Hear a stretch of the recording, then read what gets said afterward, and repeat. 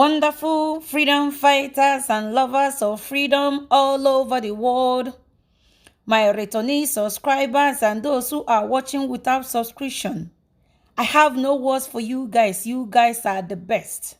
Your sharing, your encouragement, all your support. May the Lord support you in everything you are doing righteously. Amen. Those who are watching without subscription, I'm asking you to do your sister a favor. Go ahead and smack the red button and click the notification bell so whenever we upload, you'll be able to get notified.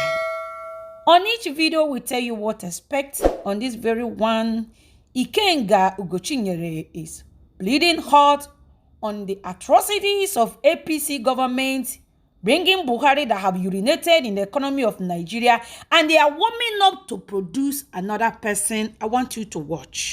Issues of zoning should be the priority of both northern governors and political parties at this political moment. Most of the political parties, both PDP, APC and other parties, are still going internal crisis that they are solving. That is one. The economy is in bad shape. The insecurity is everywhere. So arguing about who will be the next president when the one they elected, especially the majority of those northern governors supported Buhari. Because when you talk of northern, we talk of the likes of Erufai, the likes of the man from Gombe, you talk of the man from all those other states in the north, Kanu and so on and so forth. These are men who supported and campaigned for President Muhammad Buhari. So it is shameful seeing northern governors focusing on who will be the next president when the one they gave to us has destroyed everything that holds this country together. They should be ashamed of themselves. They should bow their heads in shame and find a way to get solution. For instance, look at somebody like Erufai. You saw the way he was running his mouth against Jonathan. What is happening now? Where lies those his values that he used to talk about good governance? Is Buhari now the new standard of governance for those northern governors? For them to be talking about who will be the next president? They should bow their heads in shame and apologize for this one they brought that have destroyed the country, urinated on the economy, carried divisive policy. Every part of the country there is so much, distrust and crisis. So I think is that gathering about who should be the next president by them, to me, is baseless. They should be focusing on how to deliver on the one. Are they saying that we're going to just 8 years will just be wasted with these reckless policies of their party and the government? Because most of the northern governors are from APC. So they should be ashamed of themselves that they brought a party and a government that have destroyed Nigeria, and on top of that they have the audacity to talk about who will be the next one to chop, like Buhari. No, that's wrong. So they don't have the right to talk about that. The other people can talk about these men. They are the people who connived with Buhari and landed us to where we are today. And they don't have any moral right to start talking about who should be the next president. He's old enough to be my father. But I can say at times, is he not ashamed the kind of thing he says? Do you know what it means being commander-in-chief? Do you know the oath of office you take and the provisions of section 14 of the constitution that the primary responsibility of government is to protect lives and property? Why are you talking like a woman in Wuse Market selling tomatoes? That's stupid conversation.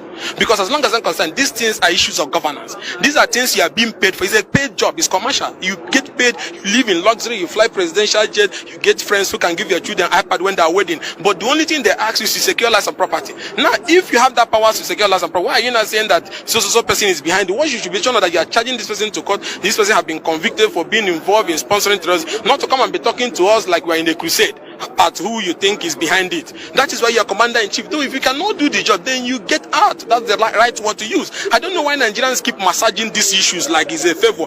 This is not a favor. It's a job. You get paid. You live in luxury for this. That's why he's enjoying. All the people ask is for good governance, to protect lives and property. And he has carried on with policies that are divisive. He has carried on with policies that have made all the ethnic parts of the country not to trust each other. He has carried actions that have shown that he seems to be more interested in pursuing a different agenda than that of national unity, than that of justice, equity, and fairness. And that's why you see all the insecurity, all the crisis, because the center is in disarray, and there's no way anything can come out of it. So blaming people is dumb. It's something that, with all due respect to him, like I keep saying, but this is about governance, because people's life at stake. None of his children is undergoing what people are going. Those who are being raped, those whose organs are being sold, those who are being killed on the expressway in every part of the country. None of his children is going through that. So when you open your mouth and you tell me that this person is behind it or not behind it, is a reckless comment. The right thing to do is to get those people behind terrorism, prosecute them. At least I've seen some people who are even encouraging terrorists. Has he done anything to them? He's not. So he's willing in pushing an agenda that we don't even know. But whatever agenda is it that is under the constitution, the president will leave office with that. The APC government, led by President Muhammad Buhari, does not want credible election. These men are political cowards. Why do I say that?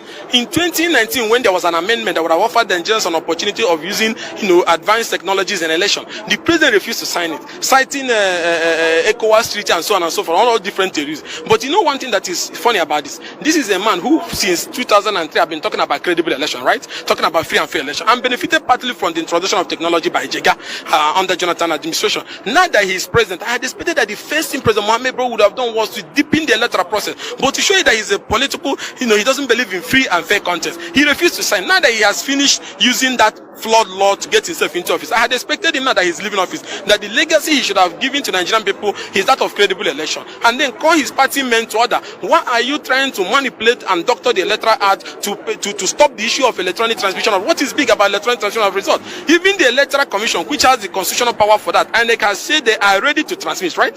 And INEC is an independent body. So why would these guys at the National Assembly, who we call, as long as we are concerned, are political hallelujah boys, because they have not done any single thing that have kept Mr. President in check. They're always going to the villa, competing with people who are there on how to serve drink, and because they have refused to do their job. Why are they trying to remove electronic transmission of results, or give or provide for it under a conditional terms of going under NCC? NCC, National Communication Commission, is an agency of the executive federal government. The man that is supervising it is the Minister of ICT, Pantami, who has a questionable past. Is this the person that will give INEC the go ahead? That's rubbish. That's not constitutional government. That's not democracy. That is rubbish, total rubbish. And God will condemn those guys in the National Assembly if they doctor this electoral to the extent that it will not serve the essence of giving Nigerians credible election. You must allow electronic transmission of results to flow. Let INEC decide. They can consult anybody they like, but not to tell independent electoral commission to go to Issa Pantani and the National Communication Commission to know whether they have the coverage to transmit results. And the commission that is in charge of election has said they are ready to transmit. So this is part of President Mohammed Buhari plan to leave this country in a state of constitutional crisis and electoral confusion. But you should not forget what happened, I think, 1963 or thereabout, over this issue of flawed election that led to the Wild West in the Southwest and the electoral confusion that brought down that republic. The least he can do to Nigerians is to give Nigerian people a credible electoral act that will usher in. I have not really been out of the country, but I have been undergoing treatment because of my voice infection after my police detention. But I can tell you that the state is pathetic. Nigeria has failed, as long as I'm concerned. The economy is in bad shape because the president does not have any idea on how to drive it forward. He has hired people who does not even have the capacity. Look at the Minister of Finance. What is she doing? She only comes out to tell you when they want to share money at Federal Allocation Commission or whatever they call it. Look at the state of the judiciary. Look at the state of the issue of fight against corruption. When you look at a president that talks so much about integrity, every day receiving people who has one criminal case or the other, even to the extent of the government discontinuing criminal trial, I think President Man, with all due respect to you, judging from what you preached about that you're a man who does not like corruption, who does not associate with people who has dubious character, and then seeing you receiving in the state house people who have strong cases of corruption, people who are in court facing different charges of corruption and abuse of office, receiving them because they are joining your political party is very shameful. So as long as I'm concerned, the president has brought this country to the stone age. He has reduced everything that used to hold us together have been destroyed. We are more divided than Nigerians have been even before the Civil War. We have issues of ethnic distrust. We have issues of religious crisis. We have issues of farmers, whatever you call it, people killing people trying to have right of way on people's property, and the president have not been unable to address any of these key issues. There have been issues of insecurity that have taken part decisions in the country, as you can see, because the people do not trust him. He has carried on with divisive policy. Every problem in Nigeria today, blame it, don't look further, blame it on President Buhari. Even if it is caused by state government, is it because they have a weak president who cannot call them to order? Even if it is caused by security agencies who refuse to do that, because they know they have a commander-in-chief who doesn't have the capacity to govern. So the problem is that we elected a man who is busy enjoying the comfort of the presidential villa, waking up with well-starched clothes and making statements they read for him, but not being able to bring out solutions, ideas that can move the country from a state of economic crisis to a state of economic prosperity. It's only a fool that will not have said that President Buhari has failed. Knowing that we have accepted that, but the question now is, what do we do? Should we continue to wait for the 19 months so that he will finish ravaging the country and then go? No. Is that the new standard of governance? No. So that's what we're saying, that as concerned Nigerians, who have filed an action at the Federal High Court to compel the parliament. On a normal day, we're not supposed to have compared the parliament to do their job. To compel the parliament to start investigating the president for gross misconduct and commence his impeachment. Why do we want impeachment? So that other leaders that will come after him will know that this is not the standard of governance. Because the question I'm asking Nigerians, if we allow him him to keep doing this thing for a full 8 years? What moral right do we have to criticize the next president? All these pastors that criticize Jonathan, all these governors like Erufai, like Tinubu, that were running their mouth about Jonathan, where are they today? Look at today as I speak to you now, corruption is the order of the day. All members of the president party, all the governors, 80% of them are involved in one corrupt act or the other. So if you do not stand up to say no to what the president have done, if you do not stand up to support that the president should be disgraced out of office, why did the framers of our constitution put those things in the constitution? They know that a time will come when you can elect a leader who is incompetent and reckless, like President Muhammad Buhari. And that's why there's a provision for an impeachment. And that's why there's a people's parliament. That is, now that the Nigerian people are disappointed in him, the next person that is supposed to have him, the next person that is supposed to have acted is the parliamentarian that is representing the people by ensuring that the president is removed from office. Why do you disgrace an incompetent leader for? You disgrace so that other people that will come will know that true power rests with the people. So once you get into office, you must run and provide things that are, that will help the people to live a better life. When you don't do that, the people through their lawmakers can impede them. But now you have a parliament that is basically like a political hallelujah house led by indicted speaker Bajamabila and Ahmed Lawan. So let those people who believe that they are progressive in the parliament impeach. Let even there be an attempt to impeach Lawan and speaker. Let it be that it failed. But keeping quiet is an insult. That comment is reckless, is baseless, and it shows how incompetent the president is. He is commander-in-chief with all the powers, are you getting me, to protect the territorial and peace of this country. And you say you have intelligence of people who are involved in terrorism and you have not charged them to court. It means truth. Either you don't have anything, you're just trying to intimidate lawmakers or people. So people will start thinking whether I'm the one or I'm not the one. If you feel people have breached the provisions of the law,